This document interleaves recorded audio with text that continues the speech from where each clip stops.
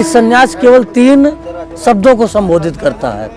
सर्वप्रथम कि भजन करना, दूसरा मर्यादा का पालन करना और तीसरा अपनी परंपराओं का निर्वहन करना। केवल इन 3 शब्दों से सन्यास शुरू होता है और सन्यास खत्म होता है। अब हमारी सरकार भी हम एक हमारे दो या हम दो हमारे एक, तो ऐसी स्थिति में तो महापुरुष पैदा नहीं होंगे भैया। महापर्व के हर एक कदम पर एक कुछ ना कुछ सीख, कुछ ना कुछ एक संदेश मिलता है। मैंने पुराने कई साधुओं को ऐसे देखे देहात के क्षेत्रों में कि जो अखाड़े तक पहुंच ही नहीं पाए, उन्होंने पूरा जीवन अपने साधु वेश में काट दिया।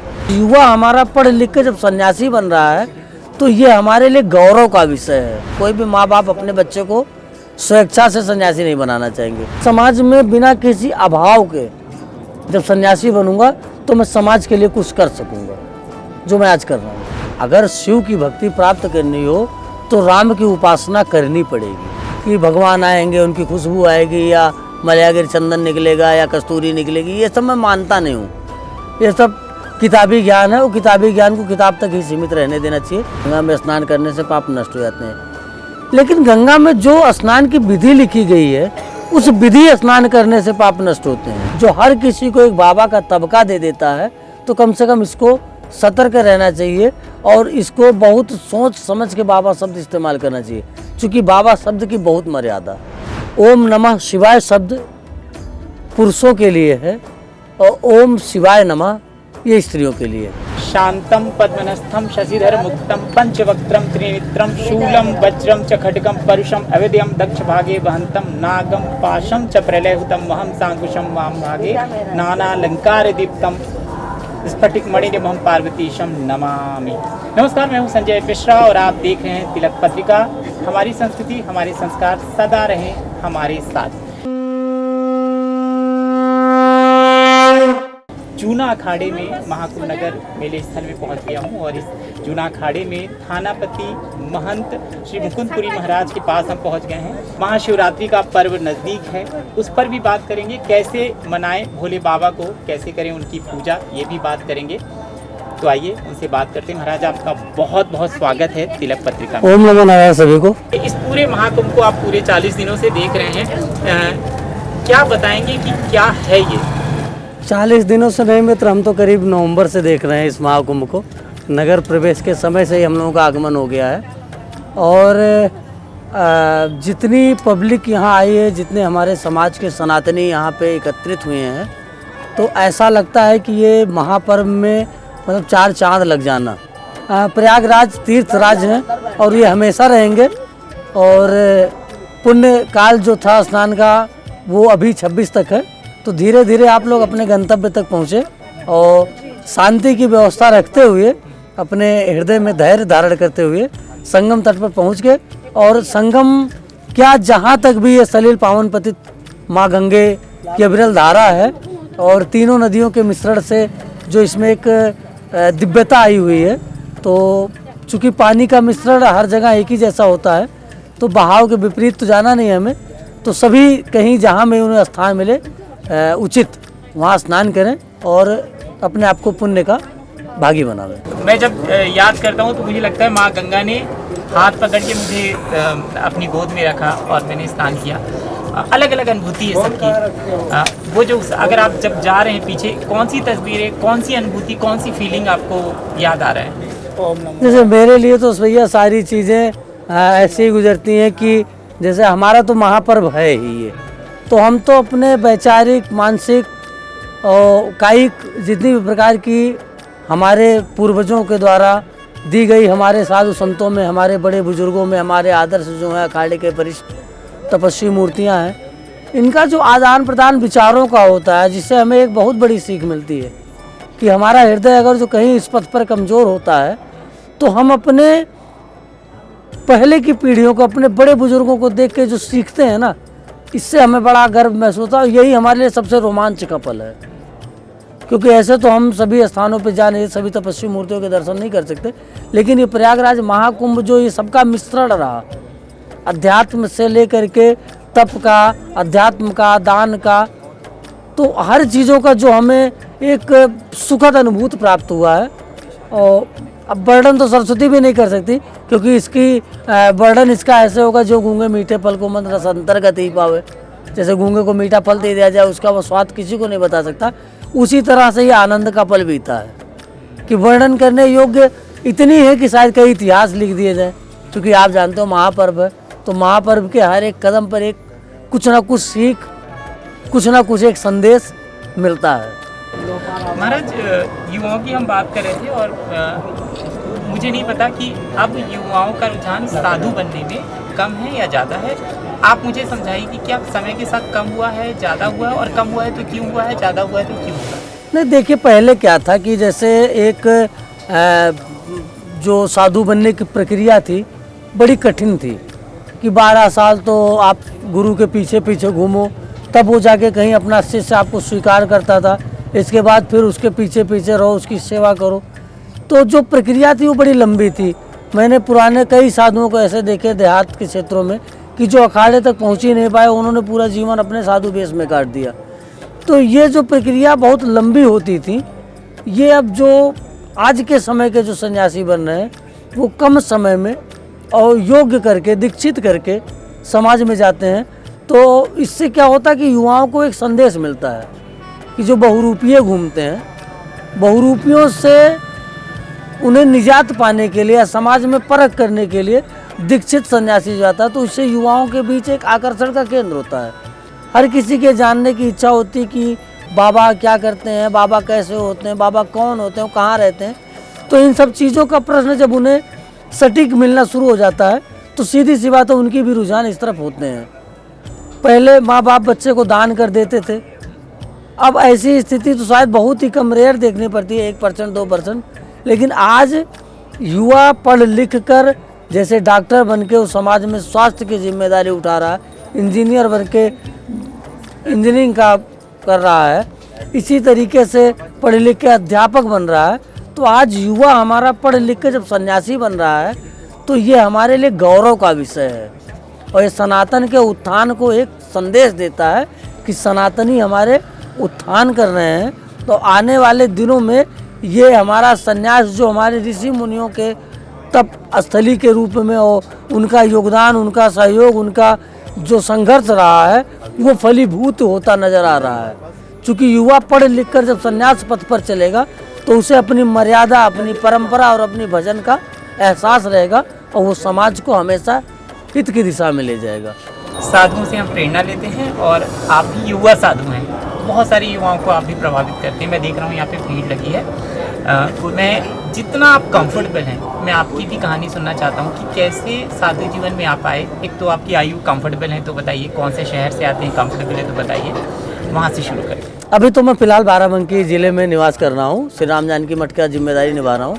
और मैं कार्य भी ऐसे मित्र लेता हूँ कि जिसमें मुझे संघर्ष की अनुभूति हो, जिसमें संघर्ष करना पड़े। जैसे मैं अभी तो फिलहाल में दायित्वों का निर्वहन करता हूँ। जो मठ मंदिर बिक जाते हैं, लोगों के द्वारा कब्जे कर लिए जाते हैं, उनके लिए न्यायालय से लेकर के और सामाजिक स्तर पर जो भी लड़ाइयाँ लड़नी होती है मैं उनके लिए तत्पर रहता हूँ। अपने आप को सक्षम इस लायक बनाता हूँ कि वो संघर्ष में ईश्वर की कृपा से निभा सकूँ, गुरु के आदेश से। दूसरी चीज़, मैं जिला बस्ती का निवासी हूँ और ब्राह्मण कुल में जन्म होने की वजह से मेरा ये दायित्व था और मैंने अपने दायित्वों का निर्वहन करने हेतु संन्यास लिया। परिवार से परमिशन परिवार से लेना, आप एक चीज़ तो आप जानते हो, कोई भी माँ बाप अपने बच्चे को स्वेच्छा से सन्यासी नहीं बनाना चाहेंगे। कुछ तो मन में झिझक रहती है, लेकिन ना में कई लोगों की हाथ छिपी होती है।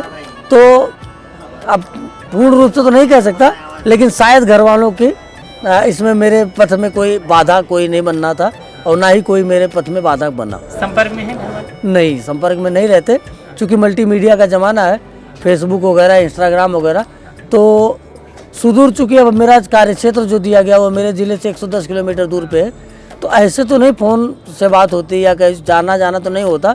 लेकिन हाँ, शायद फेसबुक या मल्टीमीडिया सिस्टम से कहीं ना कहीं वो हमसे जुड़े हों। कितने भाई बहन थे आप? हम 1 बहन और 2 भाई। अच्छा, तो 1 भाई है परिवार के लिए? हाँ, बस बहुत है। पहले तो आपने देखे होंगे कि 8 पुत्र होते थे, तो 8वां महापुरुष से होता था, कृष्ण भगवान की तरह। अब हमारी सरकार भी हम 1 हमारे 2 या हम 2 हमारे 1, तो ऐसी स्थिति में तो महापुरुष पैदा नहीं होंगे भैया। यही वजह है साधु कम बन रहे हैं? बस सबसे बड़ा कारण यही है। सनातन अपने आप को समेटता जा रहा है। पढ़ाई लिखाई पूरी करने के बाद साधु जीवन में पढ़ाई लिखाई करने के बाद एक छोटी मोटी जॉब भी किया, लेकिन कहते हैं ना कि जब एक तो सबसे बड़ी बात कि समय और भाग्य जो आपका लिख के देते हैं, विधिना के लेख जो होते हैं वो टलते नहीं हैं। दूसरा, जब मैं सन्यासी आती है बात, सन्यासी मैं क्यों बना और कैसे बना, मेरा पथ का ये मार्ग क्या रहा, ये ऐसा लगा कि मुझे अपने धर्म हेतु कुछ करना चाहिए। मन में चिंतन होता था इस चीज़ का, चूँकि कहते हैं ना कि जब आपके नींव की ईंटें मजबूत होती हैं, वो बढ़िया होती हैं, तो बिल्डिंग बहुत अच्छी बनती है। तो मुझे मेरे चूँकि परदादा जो थे कर्मकांडी ब्राह्मण थे, वो कथा वगैरह करते रहते थे, और बचपन से मैंने अपने परिवार में ये चीज़ें देखी हैं कि भजन कीर्तन, रामायण का पाठ, और हमारे परदादा या दादा या हमारे बाबा जी वो सुबह उठने के बाद वो वही ईश्वर के गुणगान। अच्छा, मैंने ये भी देखा कि वो आखिरी समय तक अपने बिना रोग के कि सब बिल्कुल अपने हंसते खेलते सब अपने अच्छे जीवन के निर्वाहन करके गए यहाँ से। तो कहीं ना कहीं मेरे मन में ये बात थी कि शायद ईश्वर के भजन करने से मृत्यु के संकट को भी टाला जा सकता है। दूसरा कि पढ़ लिख के मैंने इसलिए इस संन्यास पद को चुना कि मैं समाज में बिना किसी अभाव के जब सन्यासी बनूंगा तो मैं समाज के लिए कुछ कर सकूंगा, जो मैं आज कर रहा हूँ। कौन सी एज थी जब आप दीक्षा आपने ली थी? मैंने दीक्षा तो यहीं प्रयागराज कुंभ मेले में और इसी धुने पे ली थी 19 में संन्यास दीक्षा।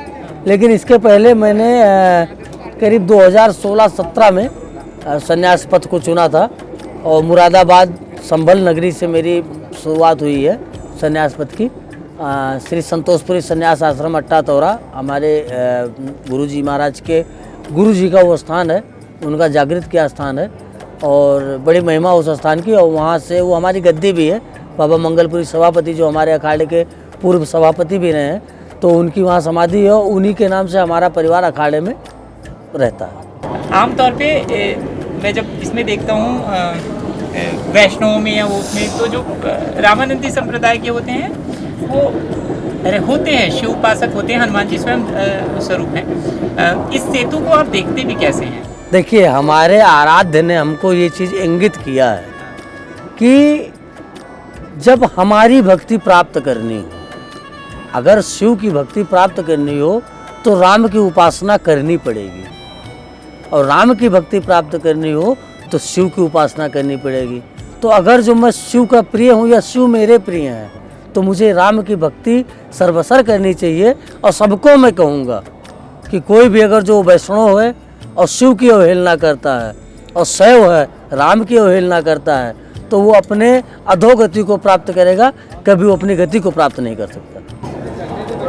आमतौर पर जब भगवान की अनुभूति होती है, या सरल शब्दों में हम भगवान को जब देखते हैं, उनसे हम जब वार्तालाप करते हैं, बता पाना मुश्किल होता है कि उस समय क्या खुशबू थी, क्या वातावरण था, भगवान का स्वरूप कैसा था। लेकिन यदि आपके पास शब्द हों और कुछ भी आप शेयर करना चाहें। देखिए, मेरी अनुभूति के बारे में अगर आप करते हैं तो मैं दुनिया से उल्टा चलने वाला इंसान हूँ। आई मौज फकीर की दिया झोपड़ा फूक। मैं इस तथाकथित शाब्दिक बातों का कोई अर्थ नहीं मानता कि भगवान आएंगे, उनकी खुशबू आएगी, या मलयागिर चंदन निकलेगा या कस्तूरी निकलेगी, ये सब मैं मानता नहीं हूँ। ये सब किताबी ज्ञान है, वो किताबी ज्ञान को किताब तक ही सीमित रहने देना चाहिए। समाज में उसको उछालने से कोई मतलब नहीं, क्योंकि हमारा समाज साधु के मुख से, ब्राह्मण के मुख से या किताबों को देखकर, सुनकर, जानकर और आगे समाज को संचालित करता है। सर्वप्रथम मैं आपको बताता हूँ कि जहाँ तक ईश्वर शब्द की बात है, तो साकार और निराकार दो प्रकार के ईश्वर के वर्णन किए गए हैं। साकार के बारे में मैं आपको अभी बताता हूँ, निराकार के बारे में थोड़ा सा मैं आपको इंगित करता हूँ कि तुलसीदास जी ने कहा कि बिनु पग चले सुने बिनु काना, कि मतलब बिना पैरों के चलता है और बिना कान के सुनता है, बिना आँखों के देखता है और बिना हाथ के सब कुछ करता है, एक साथ में कई कार्य कर डालता है। तो सीधी सी बात, वो निराकार ईश्वर का कोई स्वरूप नहीं है जिसके आधार पे हम पत्थर में भी भगवान को तराश के, भगवान को देख के, भगवान को अनुभूत करके हम पूजन करते हैं। वो हमारा निराकार स्वरूप हो गया। अब आते हैं साकार की तरफ। ये बचपन से ही हम लोगों को पढ़ाया गया है, शायद हमारी पढ़ी लिखी समाज ये बार बार भूल जाती है कि गुरु ब्रह्मा गुरु विष्णु गुरु देव महेश्वरा गुरु साक्षात परम ब्रह्म तस्मै श्री गुरुवे नमः। तो साकार स्वरूप में जब आपका गुरु जो गृहस्थ जीवन में जी रहे हैं, जिन्होंने गुरु नहीं बनाया, तो उनके लिए भी इंगित करूँगा कि माँ बाप, माँ को प्रथम गुरु बताया गया है और माँ बाप भगवान ही हैं। तो भगवान के दर्शन साकार रूप में आप माँ बाप के रूप में भी देखते हो, दूसरा आप अपने गुरु के रूप में अपने ईश्वर के दर्शन करते हो। तो साकार और निराकार दोनों चीज़ों को मैंने अलग अलग करके या पृथक पृथक करके ये आपको इंगित कर दिया कि गुरु या माँ बाप के स्वरूप में हम अपने साकार स्वरूप भगवान के दर्शन करते हैं, निराकार के दर्शन नहीं कर सकते। क्यों? निराकार को केवल अनुभूत किया जा सकता है, विश्वास किया जा सकता है, माना जा सकता है।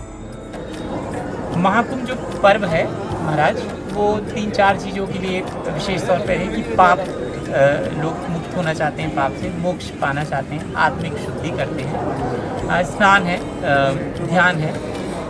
मुझे आप थोड़ा समझाइए, आप क्या लगता है किस वरीयता में होना चाहिए, क्या है? देखिए, गंगा दर्शन ही गंगा स्नान कहा गया है।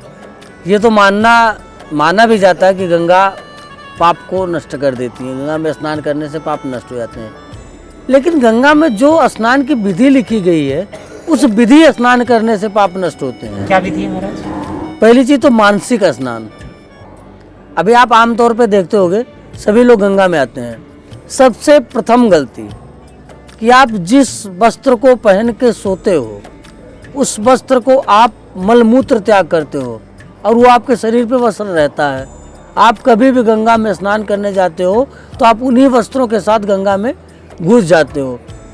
तो सबसे प्रथम बात कि आपके पाप तब नहीं धुलेंगे जब आप खुद अशुद्ध होकर गंगा में प्रवेश करोगे। गंगा स्नान का जो विधान है, पाप तभी नष्ट होते हैं जब उस विधान के अनुसार ही गंगा में स्नान किया जाए। पहली चीज़ तो आज के समाज में बहुत ही रेयर होंगे, 100 में 2-4% जो कि गंगा में स्नान करके अपने पाप को काटते हैं। अब दूसरी, दान कई तरीके के बताए गए हैं, जिसमें पात्र को देखकर हमेशा दान करना चाहिए। कुपात्र को किया हुआ दान किसी भी व्यक्ति को पुण्यदायी नहीं लगता, पुण्यदायी नहीं होता। उसका पुण्य उस व्यक्ति को नहीं मिलती जो कुपात्र को दान करता है। दान में भी कई श्रेणियां लिखी गई, कन्यादान, ठीक, भूमि दान, रक्तदान।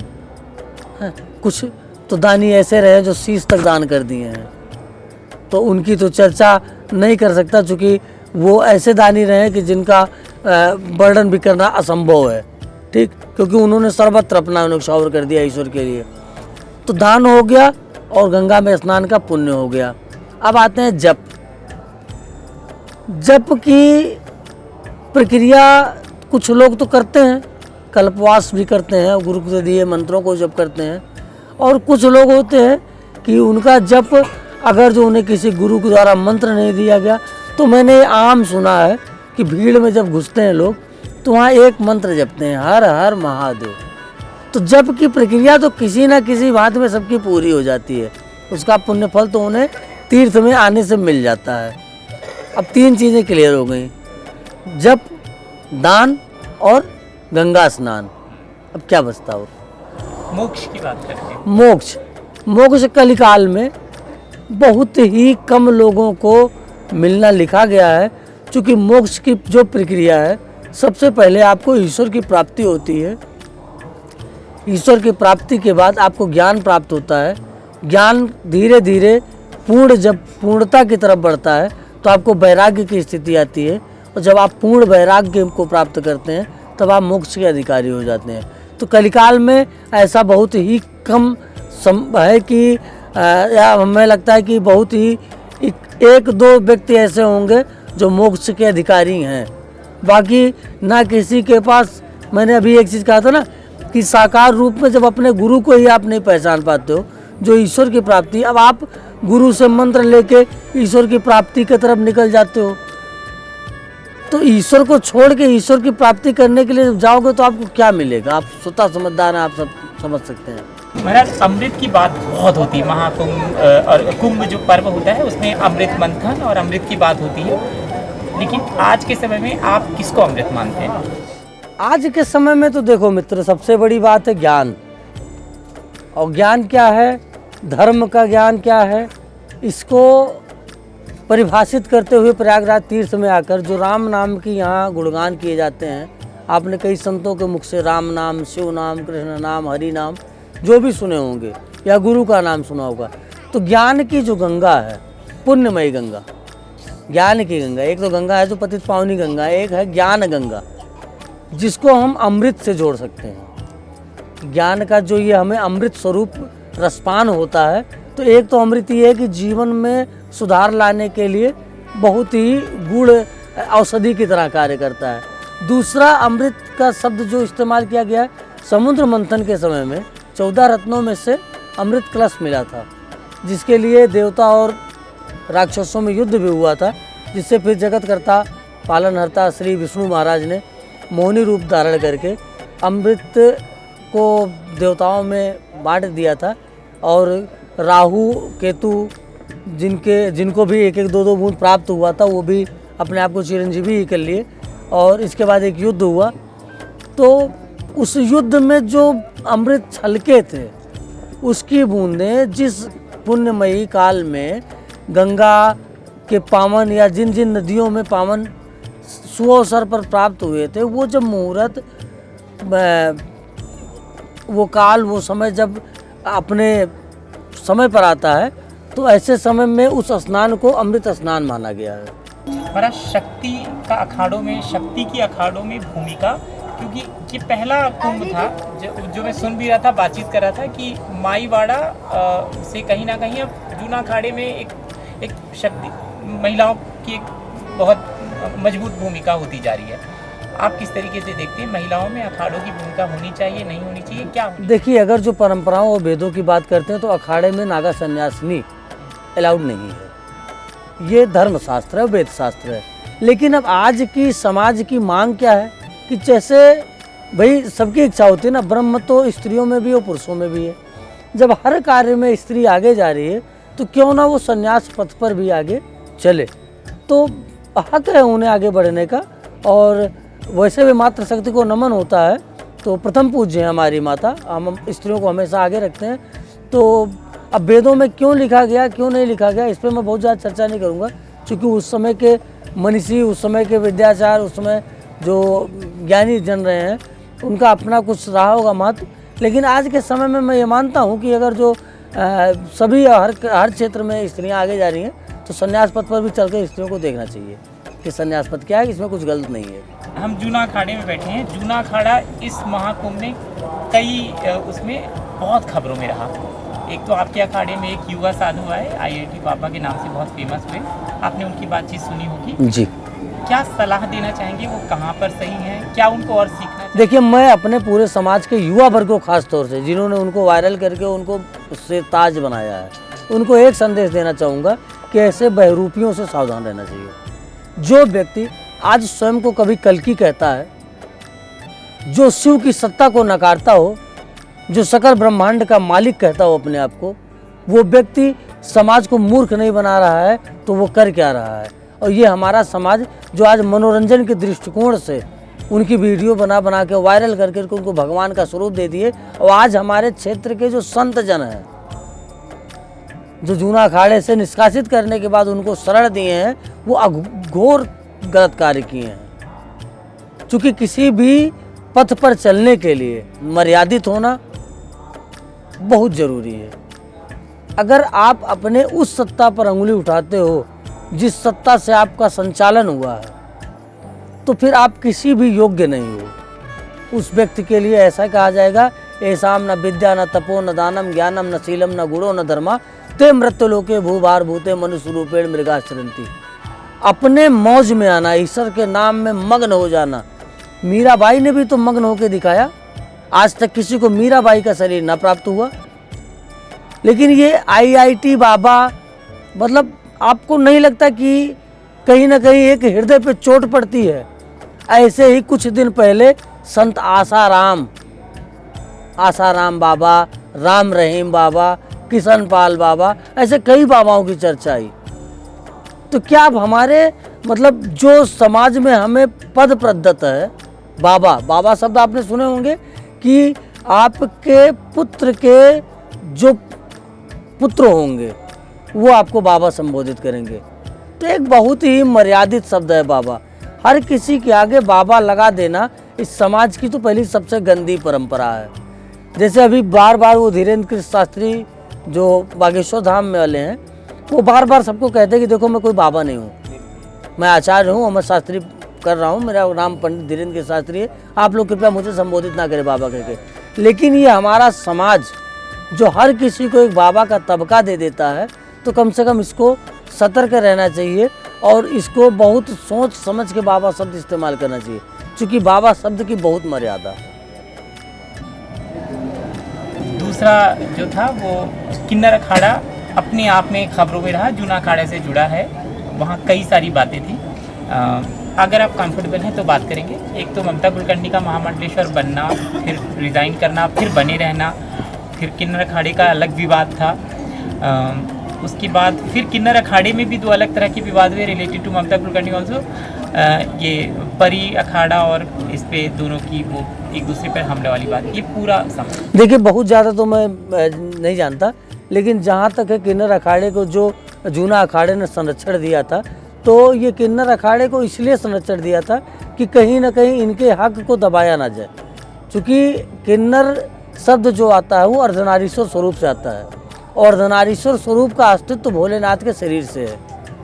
तो किन्नर अखाड़े को, किन्नरों को तो हम गलत नहीं कहते, अखाड़े में उनको मिला लेना भी गलत नहीं कहेंगे, लेकिन अब आज उनके जो परस्पर विवाद चल रहे हैं जिनके कारण वो बार बार, जैसे अब एक अभिनेत्री जो मतलब समाज में अपने शरीर का प्रदर्शन करके धन अर्जित किए हो, जो 4 दिन पहले तक स्टेजों पर नाचती रही हो, जिसका समाज में, जिसको भारत सरकार द्वारा या सरकार द्वारा जिस पर देशद्रोह का मुकदमा तक दर्ज हो, उस व्यक्ति को, उस स्त्री को सन्यासी बनाना, पहली चीज़ तो यहाँ गलत ये था कि आप किन्नर थे, किसी किन्नर को अगर जो बनाते तो एक शोभनीय था, लेकिन एक स्त्री को आपने किन्नर अखाड़े से जोड़ा और बिना जाने बिना समझे तुरंत ही महामंडलेश्वर का पद दे देना, तो ये बहुत ही अशोभनीय कार्य था, जिसका नतीजा शायद आप लोग सुन भी चुके होंगे। आप लोग विरोध नहीं करते जब देखिए जब हमारे शीर्ष, दरअसल अखाड़े की कुछ मर्यादा है, अभी मैंने मर्यादा पर मैं आपको सन्यास के 3 सूत्र बताता हूँ, गूढ़ता से सुनिएगा सावधान होकर, कि सन्यास केवल 3 शब्दों को संबोधित करता है।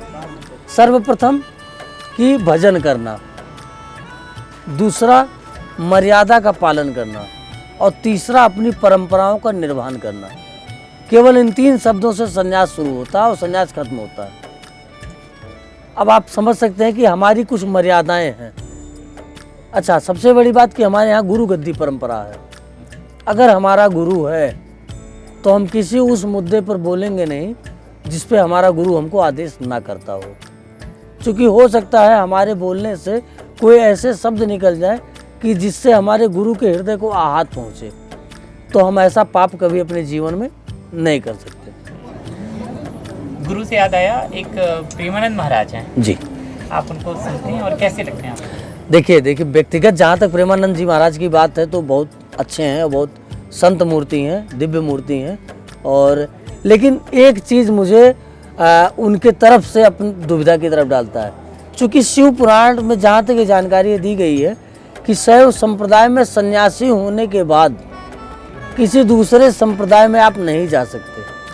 जैसे वैष्णव संप्रदाय से आप शैव संप्रदाय में आ सकते हैं, क्योंकि सबसे आखिरी गति सन्यासी की होती है। इसका जवाब उन्होंने दिया था, जिसमें पिंडदान किया था, वो ठीक है, वो मानता हूँ, लेकिन वो प्रश्न हमेशा रहेगा ना, क्योंकि हो सकता है कि आपके उत्तर से कोई और संतुष्ट ना हुआ हो, आपके उत्तर से कोई और संतुष्ट ना हुआ हो। कि आप कैमरे पे सवाल पूछें।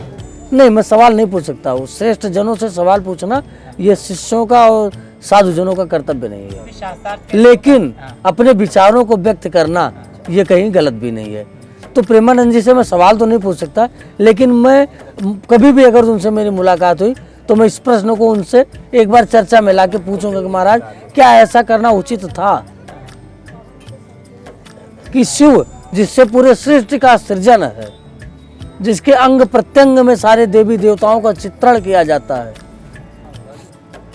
जिस आनंद वन काशी से पूरे सृष्टि का निर्माण का बीज पड़ता है, ऐसे में क्या शिव के अस्तित्व को त्याग करके किसी और के शरण में जाना शोभनीय था या है? अगर आप राधा रानी की शक्ति की चर्चा करते हो तो माँ शक्ति की स्वरूपा राधा रानी है, और शिव और शक्ति दोनों एक दूसरे के पूरक हैं। तो अगर जो हमें आराधना करनी थी या हमारे प्रेरक थे भी, तो हम शक्ति की उपासना कर सकते थे, माँ पार्वती की उपासना कर सकते थे। तो फिर कहीं ना कहीं एक उलझी हुई गुत्थी है जो कभी सुलझेगी। जब सुलझेगी शायद फिर मैं मिलूँ, आपसे बताऊंगा। तो आपकी यहाँ पे ड्यूटी भी एक तरीके से गुरुजी ने लगा दी क्या? देखिए, धर्म ध्वजा जब तक हमारी लगी है, हाँ। तब तक तो वैसे भी मेरा एक कर्तव्य बनता है कि मैं इस स्थान को छोड़ के ना जाऊं। हाँ, आप थानापति हैं जी। हाँ। देखिए, आप बहुत अच्छे से ब्राह्मण शरीर है, आपने बहुत पढ़ाई, वेदों को पढ़ा है, शास्त्रों को पढ़ा है, और भगवान शिव के विषय में हम बात करें। मैं चाहता हूँ कि जिन मंत्रों से, जिन श्लोकों से, जिस भजन से, जिस कीर्तन से आप भगवान शिव की आराधना करते हैं, वो अगर आप गुनगुनाते हैं कुछ। तो सबसे पहले एक संदेश मैं दूंगा कि हमारी जितनी भी माताएं, हमारी बहनें हैं, बेटियां हैं, उन सब के लिए कि ओम नमः शिवाय शब्द पुरुषों के लिए है और ओम शिवाय नमः ये स्त्रियों के लिए है। तो सबसे पहले मैं अपनी माताओं से अनुरोध करना चाहूँगा कि जो भी शिव का पंचाक्षर मंत्र जप करते हैं, जो भी शिव में आस्था रखते हैं और शिव को अपना आराध्य मानते हैं, वो कृपया ओम नमः शिवाय के बजाय ओम शिवाय नमः का जप करें। और पुरुषों से निवेदन है कि आप अपना पंचाक्षर मंत्र ओम नमः शिवाय जप कर सकते हैं। तो अब दूसरी कि अभी आपने पूछा कि मैं क्या करता हूँ, मेरी भजन क्या है, तो मैं अपने गुरु के चरण रजों को मतलब लेके जीता हूँ, अपने गुरु के शब्दों को अपने कानों में रखता हूँ। चूँकि मंत्र मूलम गुरु वाक्यम मोक्ष मूलम गुरु कृपा, और मोक्ष की इच्छा है तो वो केवल गुरु की कृपा से हो सकती है। रही बात भगवान शिव आराध्य हमारे, उनके लिए एक छोटी सी रचना की है और मैं अपनी पूजा में भी शायद वही पढ़ता हूँ। स्वयं लिखी आपने? हाँ। वाह। कि जय जय भोलेनाथ तेरी, जय जय दीनानाथ तेरी, जय जय कहूँ कृपा निधान की। आया हूँ शरण बाबा, पड़ा हूँ चरण तेरे, कृपा हो जाए कुछ करुणा निधान की।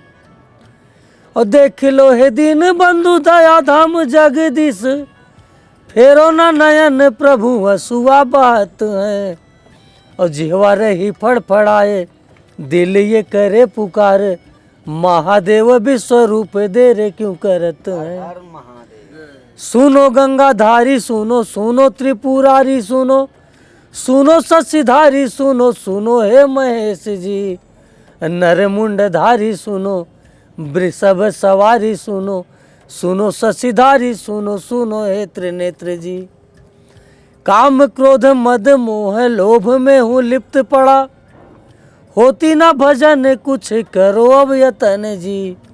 और काशी विश्वनाथ नाथ तुम में है आस लगी, गिरजापति धारी करूं तेरा ही मनन जी।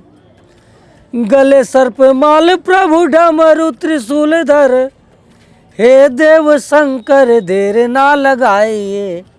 और चिदानंद संदोह काशीश्वर विभूति धर, कृपा करके एक बार दास को निहारिए।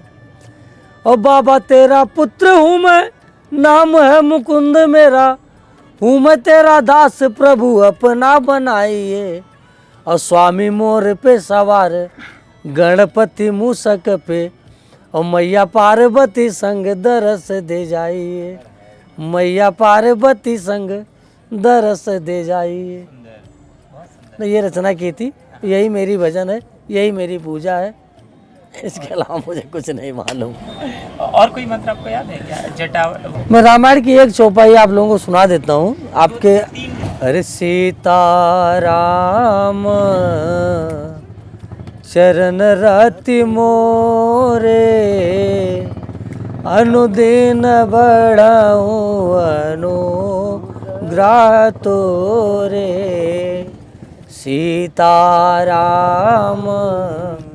चरण राति मोरे अनुदिन बढ़ाऊँ अनुग्रह तोरे बंदाऊ बाला रूप सोई रामू सब सिद्धि सुलभ जपत जी नामू मंगल भावना अमंगल हारी द्रवऊ सो दशरथ अजिर बिहारी मंगल भावना अमंगल हारी उमा सहित जे जपत पुरारी मंगल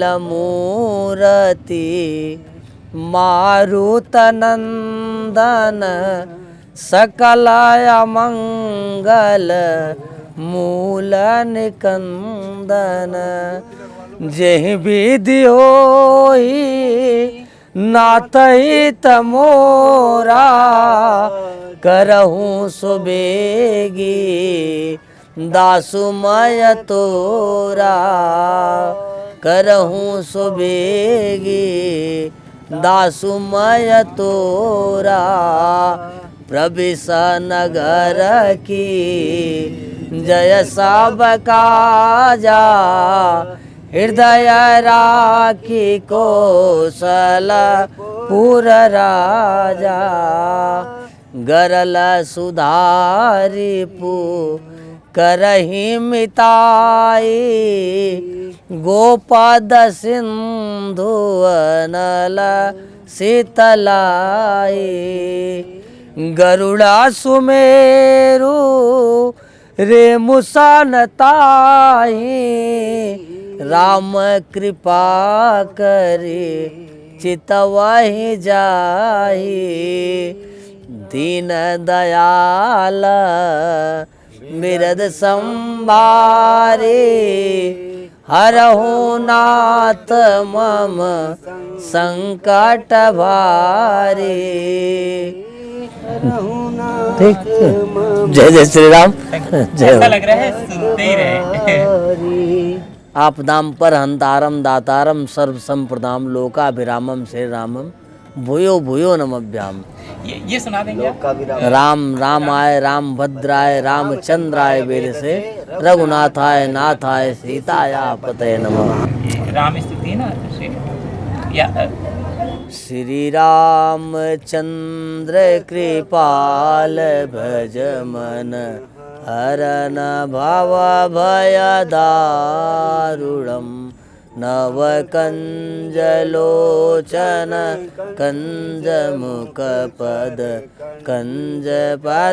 कंजारूढ़म कंदर्पय गणित अमित छवि नव नील नीरज सुंदरम पटपीत मानहु तड़ित रुचि सुचि नौमि जनक सुतावरम भज दीन बंधु दिनेश दानव दैत्यवंश निकंदनम रघुनंद आनंद कंद कोसल चंद दशरथ नंदनम सिर मुकुट कुंडल तिलक चारु उदारु अंग विभूषणम आजान भुज सर चाप धर संग्राम जीता कर दूषणम इति बदति तुलसी दास शंकर शेष मुनि मनरंजनम मम हृदय कंज निवास कुरु का मादि कलदल गंजनम मन जाहि राचहु मिलहि सोबर सहज सुंदर सावरो करुणा निधान सुजानशील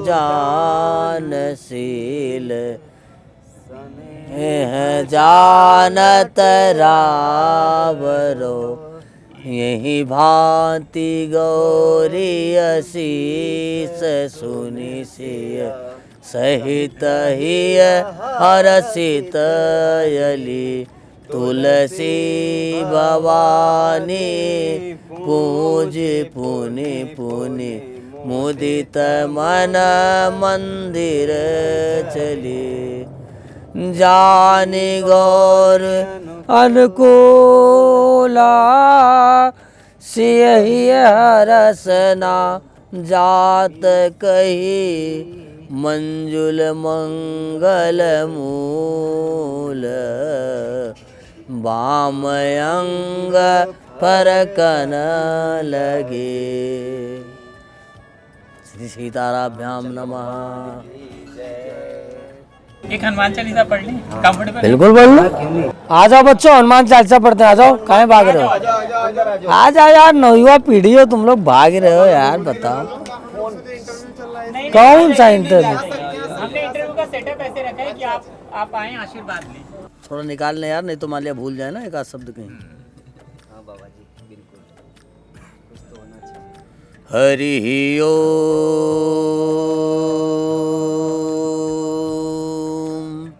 श्रीमन्महागणाधिपतये नमः। श्री सीताराभ्याम नमः। श्री गुरु चरण कमलेभ्यो नमः।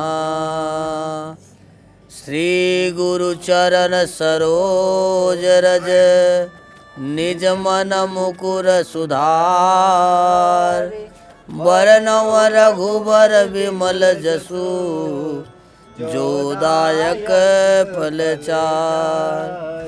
बुद्धहीन तन जानिके सुमिरव पवन कुमार बल बुद्धि विद्या देहु मोहि हरहु कलेश विकार। सब लोग एक साथ में। जय हनुमान ज्ञान गुण सागर जय कपीस तिहु लोक उजागर। रामदूत अतुलित बल धामा अंजनी पुत्र पवन सुत महावीर विक्रम बजरंगी कुमति निवार सुमति के संगी। कंचन वरन विराज सुबेसा कानन कुंडल कुंचित केसा। हाथ वज्र और ध्वजा विराजे कांधे मूज जनेऊ। शंकर सुवन केसरी नंदन तेज प्रताप महाजगबंदन। विद्यावान गुणी अति चातुर राम काज करिबे को आतुर। प्रभु चरित्र सुनबे को रसिया राम लखन सीता मन बसिया। सूक्ष्म रूप धरि सियाहि दिखावा विकट रूप धरि लंक जरावा। भीम रूप धरि असुर संहारे रामचंद्र के काज लाय सजीवन लखन जियाए। श्री रघुवीर हरषि उर लाए रघुपति कीन्ही बहुत बड़ाए। तुम मम प्रिय भरत सम भाई साहस बदना तुम्हारो यस गावे, अस कहि श्रीपति कंठ लगावे। सनकादिक ब्रह्मादि मुनीसा, नारद सारद सहित अहिसा। यम कुबेरा दिगपाल जहाते, कवि को विदा कही सके कहाते। तुम उपकार सो ग्रीव कीना, राम मिलाय राजपद दीना। तुम्हारो मंत्र विभीषण माना, लंकेश्वर भय सब जग। जुग सहस्त्र जो जाना पर भानु, लील्यो ताहि मधुर पल जानू। प्रभु मुद्रिका मेले मुख माहे, जलधि लांगी गए अचरज नाहि। दुर्गम काज जगत के जेते, सुगम अनुग्रह तुम्हारो तेते। राम दुआरे तुम रखवारे, होत नया ज्ञा बिनु पैसारे। सब सुख लाए तुम्हारी सरना, तुम रक्षक काहू को डरना।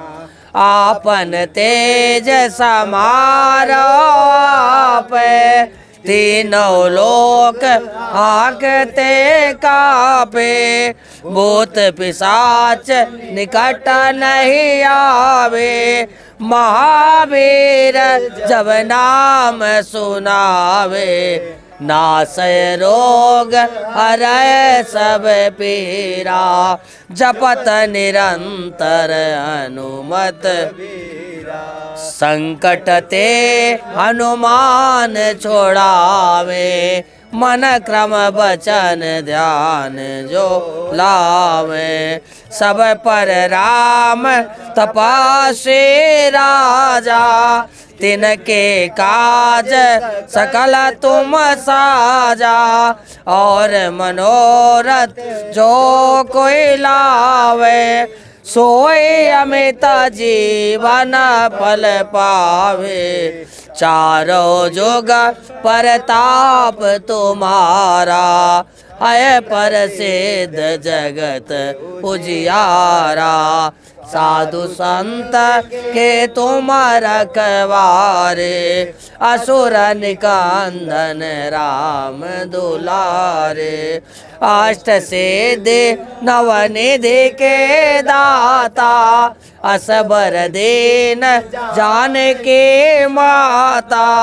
राम रसायन तुम्हारे पासा, सदा रहो रघुपति के दासा। तुम्हारे भजन राम को पावे, जन्म जन्म के अंत काल रघुबरपुर जाए। जहाँ जन्म हरि भक्त काए, और देवता चित्त न धराए। हनुमत से सर्व सुख कराए, संकट कटाय मिटाय सब पीरा। जो सुमिरै हनुमत बलवीरा, जय जय जय हनुमान गोसाई। कृपा करऊं गुरुदेव की, जो सतबार पाठ कर कोई। छूटै बंदे महा सुख होई। जो या पढ़े हनुमान चालीसा, होय सिद्धि साखी गौरीसा। तुलसीदास सदा हरि चेरा, की जयनाथ हृदय महडेरा। की जयनाथ हृदय महडेरा। पवन तनय संकट हरन मंगल मूरति रूप राम लखन सीता सहित हृदय बसहु सुरभूप सियापति रामचंद्र जय। बोले श्री गुरुदेव दत्त महाराज की, आज गुरु श्री शंकराचार्य महाराज के, श्री पंचदश नाम जूना अखाड़े के, श्री भोलेनाथ महाराज के, श्री सिद्धेश्वर महादेव के, श्री अट्टेश्वर महादेव की, श्री नर्मदेश्वर महादेव की, श्री गंगेश्वर महादेव की, पार्वती मैया की, कार्तिकेय महाराज की, बोले श्री गजानंद महाराज की, श्री नंदी महाराज के, स्वामी सूर्यनारायण भगवान की, श्री शनिदेव महाराज की, हनुमान बाबा की, सियापति रामचंद्र की, लक्ष्मण भैया की, जानकी मैया की, दुर्गा मैया की, काली मैया की, सरस्वती मैया की, लक्ष्मी मैया की, चामुंडा मैया की, मोर मुकुट वंशी वाले की, धर्म की, अधर्म का, प्राणियों में विश्व का, गंगा मैया की, गौ माता की, सत्य सनातन वैदिक धर्म की, अपने अपने माता पिता की, अपने अपने गुरु महाराज की, अट्टे वाले बाबा की, सिद्ध बाबा की, नगर बस्ती की, गांव खेड़ा की, सब भक्तन की, सब संतन की गौ हत्या। नमः पार्वते पतये हर हर महादेव शंभो। तो ये थे जूना अखाड़े के थानापति महंत मुकुंदपुरी जी महाराज, जिनसे हमने बात की और जाना उनके शब्दों में कि क्या है सनातन। महाकुंभ महापर्व जो अब विश्राम की ओर है, उसे भी उन्होंने अपने शब्दों में समझाया, युवाओं को दी नसीहत या कहें उनको संदेश दिया। और महाशिवरात्रि पर्व जो आ रहा है उस पर उन्होंने बताया किस तरीके से महाशिवरात्रि पर्व वो सेलिब्रेट करने वाले हैं। साथ ही अध्यात्म की तमाम बातचीत हुई।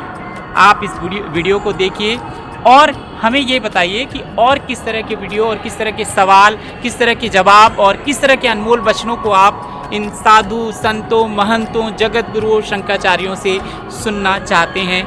क्या ज्ञान आप चाहते हैं। कैमरामैन अनूप पांडे के साथ संजय मिश्रा, तिलक पत्रिका, प्रयागराज।